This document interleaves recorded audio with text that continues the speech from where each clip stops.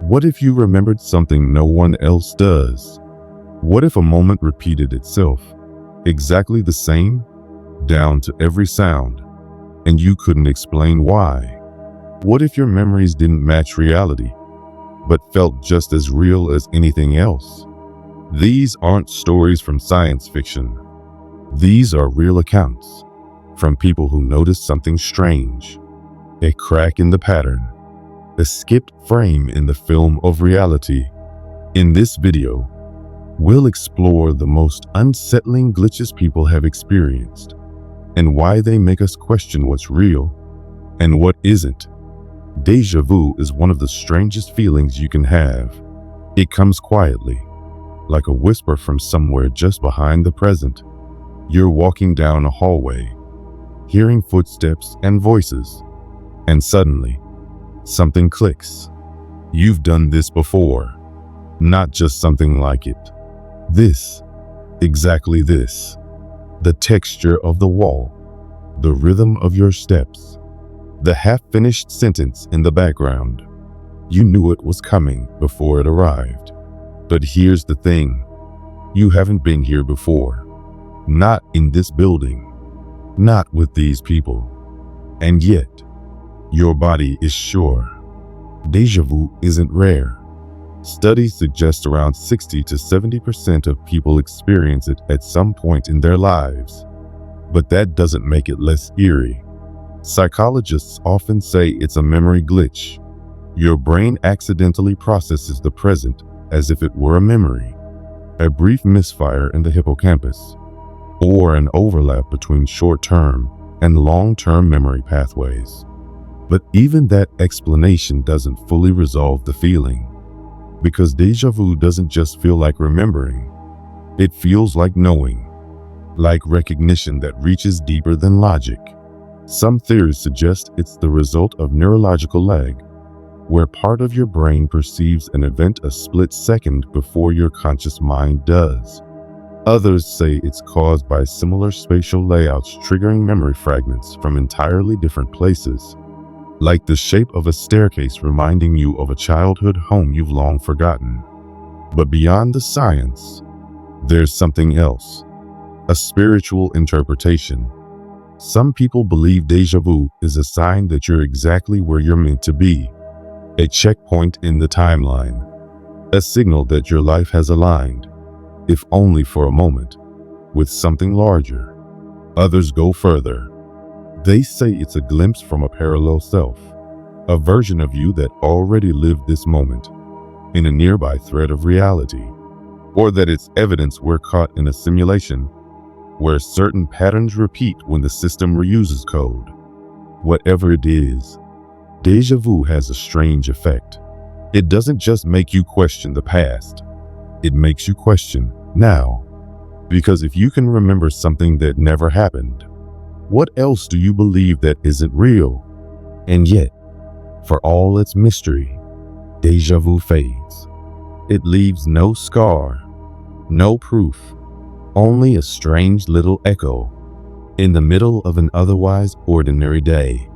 In 1954, a man arrived at Tokyo's Haneda Airport. He was well-dressed, confident, and fluent in several languages. Customs officers found his passport strange, not because it was forged, it looked official.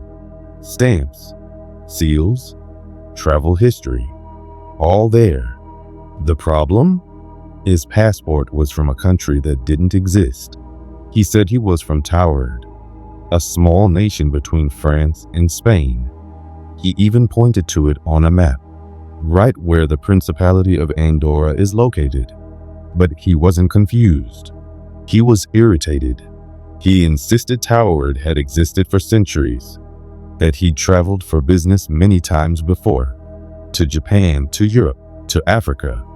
The Japanese authorities detained him in a hotel room while they investigated. They posted guards at the door. By morning, he was gone, vanished without a trace. No sign of how he escaped. His documents, gone.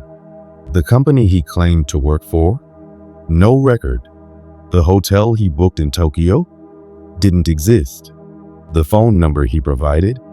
Disconnected.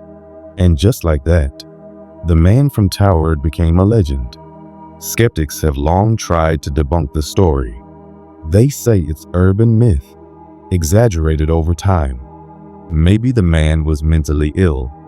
Maybe the passport was real, but the country name a printing error. Maybe he faked the whole thing, but that doesn't explain the part that keeps people awake at night. If it was a hoax, why did he disappear? Some believe he was a spy. Others say he was from a parallel dimension, a world that branched off from ours where Tower really did exist. And for a brief moment, that version of reality bled into this one. In the simulation theory, his presence was a bug, a non-player character rendered with assets from the wrong layer of code, glitched in, then removed by the system. But let's pull back. Maybe this story isn't about one man. Maybe it's about the fact that our understanding of reality is based on consistency. And when that consistency breaks, we panic. We assume everything fits together.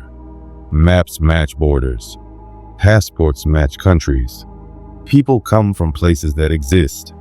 But what if that's just the usual version of reality? The stable one. The one we're used to.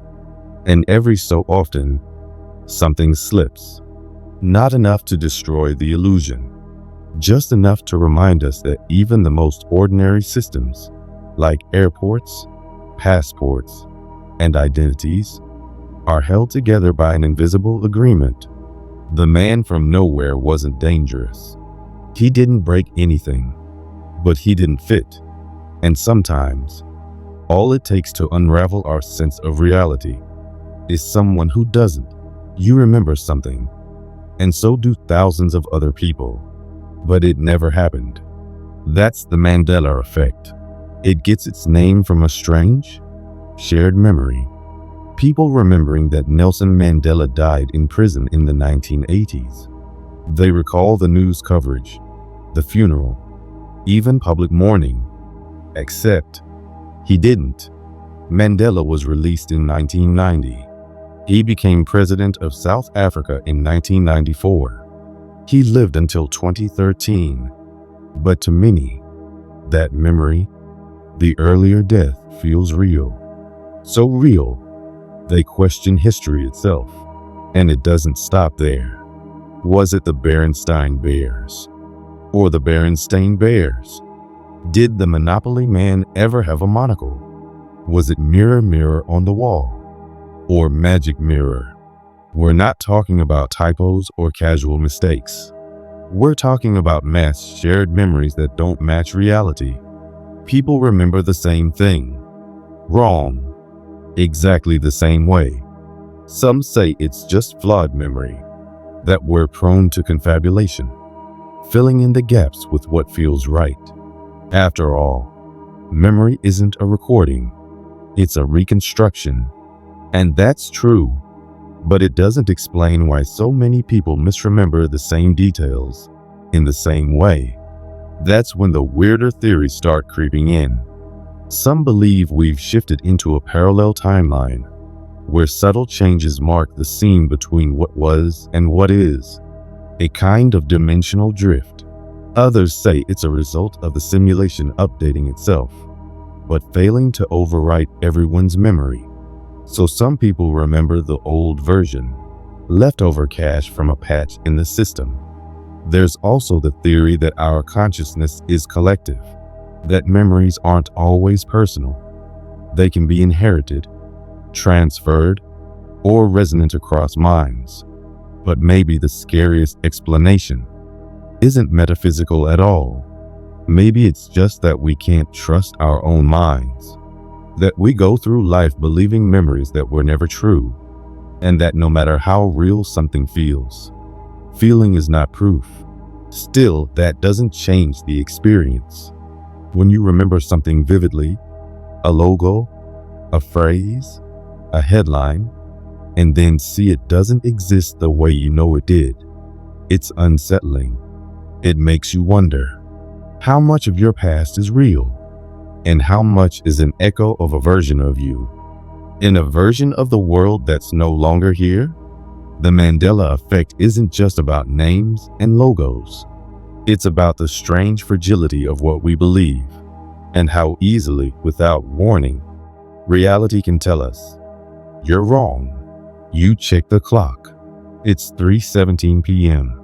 You blink, breathe, wander, think. You check again. It's 5:02. Where did the time go? We all lose track of time now and then. But sometimes, it's different.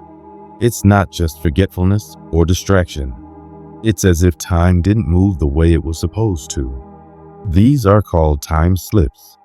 Moments where time seems to bend, stretch, collapse, or disappear completely. You're aware. You're present. And yet, hours vanish. Some people describe being in a place that feels off, quiet, static, disconnected. They walk for a few minutes, then realize they've been gone for much longer than expected. Others say they entered a building or drove down a road and everything looked older, not aged, historically different. Signs in a different language, clothing that didn't match the era. And then, just like that, it snaps back. Psychologists often explain time slips as dissociation or microsleeps, a brief lapse in attention where your brain autopilots and forgets to mark time, or a state of deep focus, flow, where the clock is no longer part of your awareness. But some reports are harder to explain. People recalling details that no longer exist, whole environments that shouldn't have been there. There are cases where two people experience the same time slip together, both losing the same chunk of time, both recalling the same strange sensations. Skeptics, of course, have answers: stress, exhaustion, hallucination, memory failure. And maybe they're right. But for the people it happens to, the experience isn't just odd, it's haunting. Because when time behaves strangely, it isn't just about clocks. It's about your place in the world. Time is the frame that holds everything in place. When it bends, even for a moment, reality feels like it's losing its structure. There are even stories of time loops. People repeating the same short sequence more than once, walking past the same group of people, hearing the same snippet of conversation twice. They know they're not dreaming, but the world around them doesn't seem to know what it's doing. Simulation believers say these are processing errors, code reloading, events stuck in a playback loop. Others say time isn't linear, and these are moments when we briefly drift sideways across some fold in the timeline. But maybe time slips are simply this: a reminder that we're not in control, that for all our calendars and clocks and schedules, time remains untamed. And when it slips, even slightly, we're left standing in the quiet, trying to make sense of the missing moment. Glitches, they're not always dramatic. Sometimes they're quiet, barely noticeable.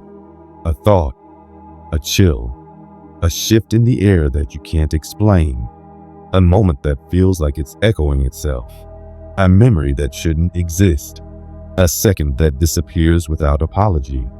Most people move on. They shrug it off, blame stress, or sleep, or imagination.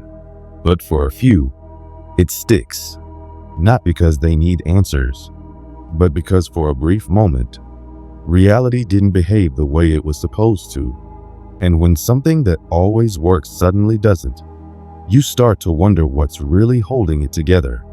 Maybe these glitches are just misfires of the brain, glitches of perception, not of the universe. That's what science tells us, and there's comfort in that. But then again, what if these aren't mistakes? What if they're openings? Not problems with the system, but glimpses beyond it. What if, when the pattern breaks, we're not seeing something wrong, but something real? A deeper layer, a deeper truth. Something that doesn't play by the rules of logic, but still exists beneath everything we call normal. Because when you experience something that shouldn't be possible, it changes how you look at everything else. Not in fear, not in paranoia, but in quiet awareness that the world is not as fixed as we think, that time is not as straight, that memory is not as trustworthy, that you, the person watching this, are living in a system that sometimes wobbles, and when it does, you might not get an explanation. You might just be left with a feeling, a single, strange question. What just happened?